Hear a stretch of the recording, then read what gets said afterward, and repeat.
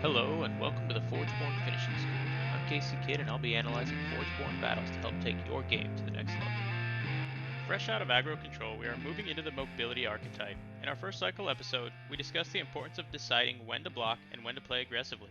I hope you've been practicing that decision-making process because mobility allows you to continue making that decision with creatures already in play. Mobility is a keyword on creatures that allows you to exhaust the creature and move it to another lane corresponding with the number following the keyword. It's important to remember that when crossing lanes, they don't need to be empty of creatures, but the lane you intend to land your creatures in must be. When viewing a creature with mobility 3, it is allowed to move up to 3 lanes away.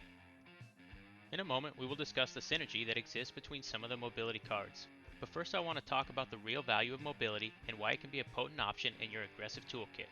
The off-forge player has a distinct advantage in the round by nature of having the last action step in the turn prior to combat phase. The decisions you make here set the conditions of the battlefield. If you have a creature in the front lane and your opponent has them blocked, you get to make the crucial decision to move them to another lane. This allows you to decide how much life points are exchanged in this round. In our overview topic, you received an introduction to the Palladium Simulacrum and Epoch Hawk. These two are often considered the staple requirements of a mobility deck. If your half deck contains these two, they may have the beginnings of a solid mobility deck, but you'll want to keep an eye out for some of the following cards to fill out the supporting roles.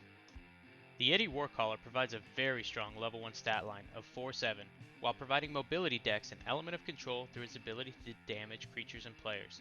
Activating this creature at level 1 allows you to deal 3 damage if any creature has moved lanes this turn. This Yeti can sit on the battlefield and act as a major control piece by influencing your opponent's decisions. With the Yeti Warcaller active, your opponent must weigh their creature's chances of survivability before playing. The Mystic is a forged creature who doesn't innately have access to mobility, but her deployability allows you to give another creature of your choice scaling attack permanently and mobility temporarily. This can be used to easily surprise an opponent who had one of your large, stationary creatures blocked, to move that creature aside and damage the opponent directly. Being a forged Tempest creature gives the Mystic access to the Fleet Forge Word, which would give her mobility, making this card a competitor of the Epoch Hawks for the Simulacrum's best mate.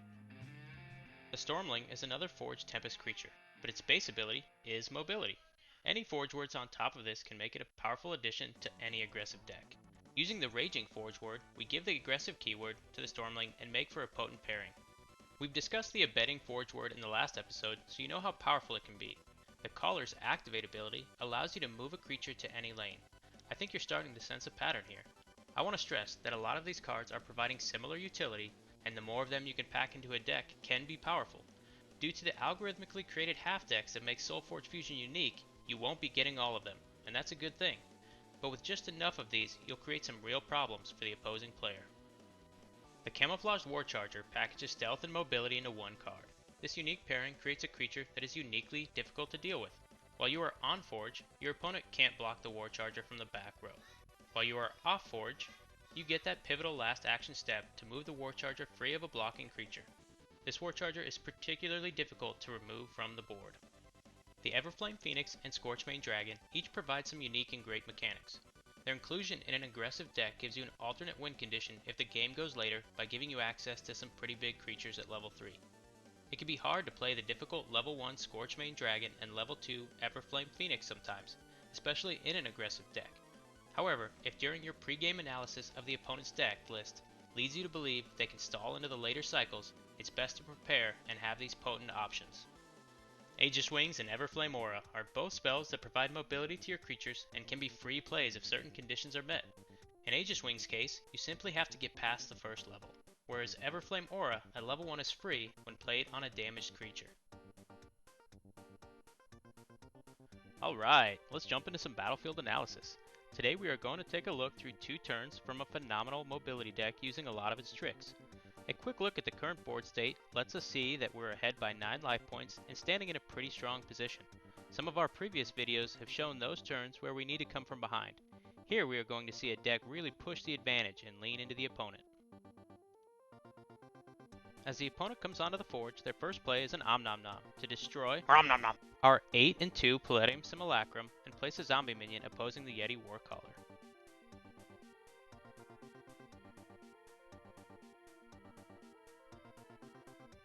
It hurts to lose a Simulacrum, but we are bringing the Hawk in to oppose the Wisp and effect a clean trade if it's left alone.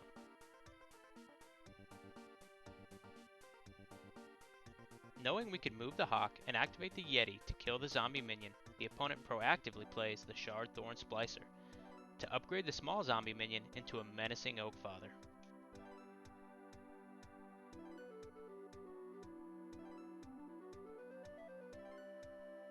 We'll start this second action step by activating the Epoch Hawk and moving the Yeti to safety.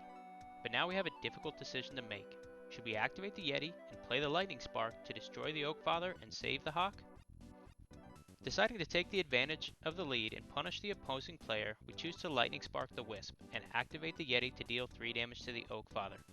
This allows us to push 11 damage forward while taking 2 and losing the Hawk. Moving the opponent's health total to 21 was too great an opportunity to pass up.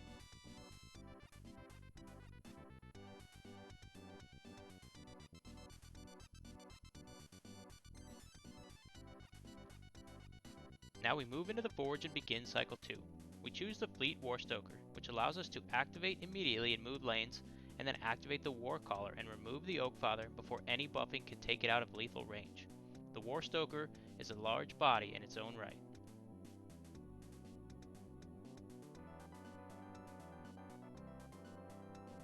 The opponent returns with a Leyline Vermin to shut off the spell sprite's printed abilities in what looks like an attempt to simply block the sprite and mitigate damage. Now we'll play the Venerable Mystic to give our spell sprite +3 attack and mobility. It's important that Leyline Vermin's ability doesn't affect these new, non-printed abilities gained, using the new mobility to move the spell sprite away from the blocking vermin.